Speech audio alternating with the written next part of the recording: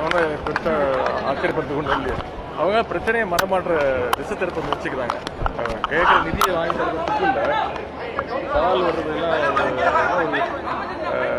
தமிழ்நாட்டு மக்கள் இவங்கெல்லாம் ஏற்கனவே கவர்மெண்ட் மட்டும் சொல்லி மோடி அவர்கள் வந்து 2018 வரும்போது திருட்டுத்தனமாக வந்துட்டு செவர்கள்லாம் உடச்சிட்டு கழிச்சு போனார்.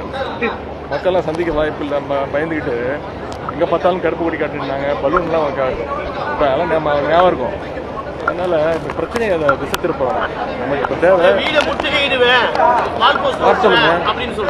வால் போஸ்ட் ஓட்டுறதுலாம் ஒரு பெரிய வர சொல்லுங்க. நான் வீட்டுக்கு தான் இருப்பேன். இன்னைக்கு நிகழ்ச்சி இருக்கு, சாயங்காலம் இளைஞர் நிகழ்ச்சி இருக்கு.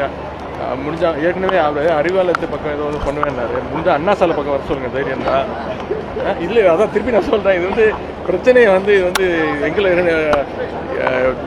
உதயநிதிக்கும் பாஜக தலைவர் அவர் நான் பேர் கூட பெருசாக சொல்றது கிடையாது, தவிர்த்து விடுவேன். இது அந்த பிரச்சனை கிடையாது. தமிழ்நாட்டுடைய நிதி உரிமையை கேட்டு வாங்கணும். அதற்கு ஏதாவது முடிஞ்சா உபயோகமா இருக்க பண்ண முடிஞ்சா அதை பண்ண சொல்லுங்க. சார், பலர் தனியார் பள்ளிகளை வந்து நடத்துறாங்க. குறிப்பா வந்து விஜய் போன்றவர்களும் குறிப்பா திருமாவளவன் போன்றவர்களும் தனியார் பள்ளிகளை சட்ட விரோதமாக நடத்திட்டு இருக்காங்க. ஒன்றிய அரசு கிட்ட அனுமதி வாங்கி அதை நடத்திட்டு இருக்காங்க. அதையும் இது கம்பேர் பண்ணாதீங்க. தனியார் பள்ளிகளில் வந்து காலைல இலவச உணவு கொடுக்குறாங்க, இல்லை தனியார் பள்ளியில் வந்து யூனிஃபார்ம் ஃப்ரீயாக கொடுக்குறாங்க, இல்லை அது தயவு செய்து அதோட இதை கம்பேர் பண்ணாது. அங்கே இந்தி எடுக்கிறதுனால நிறைய பேர் வந்து இந்திய எஜுகேஷன் வந்து நான் ஒரு முக்கியமான கேள்வி கேட்க போறீங்கன்னு நினைச்சேன். இந்த ஸ்போர்ட்ஸ் மேன்லாம் போய் வாரணாசியில் வந்து இந்த ட்ரெயின் இன்சிடென்ட்னால எங்களுக்கு பாதிக்கப்பட்டிருக்காங்க. இன்னைக்கு காலையில் ஒரு அதிகாலையில் ஒரு 6 மணிக்கு தான் அந்த நியூஸ் வந்துச்சு. இந்த உத்தரப்பிரதேச மாநிலத்தில் வந்து மாற்றுத்திறனாளிகளுக்கான இந்த சிறப்பு கிரிக்கெட் போட்டி நடந்து கொண்டிருக்கிறது. தென்மண்டலத்தை சேர்ந்த கிரிக்கெட் அணியிலிருந்து 6 தமிழ்நாட்டு வீரர்கள் கலந்துருக்கிறாங்க. 6+1 ஒரு கோச் போயிருக்காரு. அந்த போட்டியில் அரையிறுதியில் வெற்றி வாய்ப்பு எழுந்த காரணத்தினால தென்மண்டல அணி இன்னைக்கு ஊருக்கு திரும்ப ரயில் டிக்கெட் ஏற்கனவே ரிசர்வ் பண்ணி வச்சிருந்தாங்க.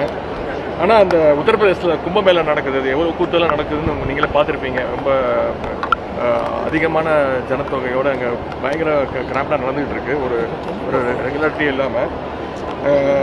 இதற்கு முழு காரணம் அங்கே இருக்கக்கூடிய அந்த பாஜக அரசு, ஒன்றிய அரசு சுத்தமாக க்ரௌட் மேனேஜ்மெண்ட்னா என்னன்னு தெரியாமல் மக்களை வந்து அலக்கழிச்சிருக்கிறாங்க. எத்தனை இறப்பு நடந்திருக்கு அப்படின்னு, எத்தனை படுகாயம் நடந்திருக்கு, எந்த விதமான ஒரு செய்தியும் அஃபிஷியல் செய்தியும் கிடையாது. நீங்களே நிறைய வீடியோக்கள் பார்த்துருப்பீங்க, பகிர்ந்துருப்பீங்க. கும்பமேளாவுக்கு போயிட்டு ரயில் ஏற முடியாமல் வட மாநிலங்களை சேர்ந்த பலர் தவிச்ச நியூஸ் தொடர்ந்து நம்ம இன்னைக்கு வரைக்கும் பார்த்துக்கிட்டு இருக்கிறோம். இவ்வளவு பெரிய கூட்டம் வரும்போது அதற்குரிய நடவடிக்கையை, சரியான நடவடிக்கையை அந்த மாநில அரசும் எடுக்கவில்லை, ஒன்றிய பாஜக அரசும் எடுக்கவில்லை. நம்முடைய தமிழ்நாட்டை சேர்ந்த வீரர்களுக்கு ரயில் கிடைக்கலங்கிற தகவல் இன்னைக்கு காலைல 6 மணி அளவில் எனக்கு வந்துச்சு. உடனே நம்முடைய எஸ்டிஏடி அதிகாரிகள் அவங்களோட தொடர்பு கொண்டு தமிழ்நாட்டுக்கு விமானம் மூலம் அழைச்சிட்டு வரதுக்கான முழு உத்தரவையும் நம்முடைய முதலமைச்சர் அவர்கள் என்கிட்ட சொல்லி அதை வந்து எடுத்திருக்கிறோம். எஸ்டிஏடி மூலமாக உடனடியாக அவங்களுக்கு விமான டிக்கெட், ஃப்ளைட் டிக்கெட்டுகள் போட்டு கொடுத்தாச்சு. அவங்களுக்கு உணவுக்கு தேவையான பணத்தையும் இங்கேருந்து அவங்களுக்கு டிரான்ஸ்ஃபர் பண்ணியிருக்கோம். அதன்படி செலவுக்கு 15 ரூபாயும் இன்னைக்கு மதியமே அவங்க வந்து இங்கே 12:30 மணிக்கு வாரணாசியிலேருந்து ஃப்ளைட் ஏறி அரௌண்ட் ஒரு 4:30 மணிக்கு பெங்களூர் வந்துடுவாங்க. பெங்களூர்லேருந்து 8 மணிக்கு ஃப்ளைட் கிளம்பி 9 மணிக்கு அத்தனை தமிழ்நாட்டு வீரர்களும் பத்திரமாக 9 மணிக்கு சென்னைக்கு வந்துடுவோம். இந்த நிலுவைத் தொகை பெறுவதற்கு மீண்டும் அடுத்த கட்டமாக என்ன முடிவு?